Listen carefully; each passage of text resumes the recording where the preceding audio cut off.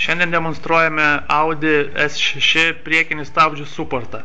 Kaip matome, stabdžių suportas yra sudarytas iš dviejų stūmokliukų.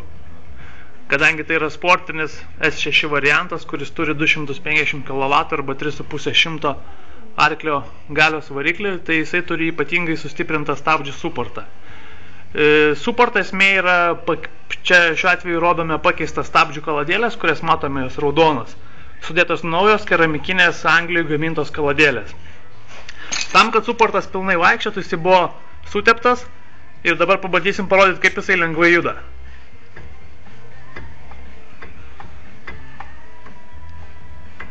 Kaip matome, suportas laisvai juda.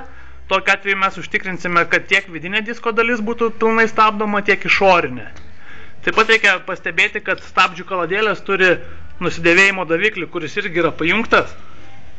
Kaip matome, eina į daviklį ir kai kaladėlė susidėvės ir tie du kontaktai, du laidukai esantis viduje, kurie čia matosi susilies, automobilio skydelėje bus parodytas indikatorius, kad reikia pasikeisti priekinės kaladėlės.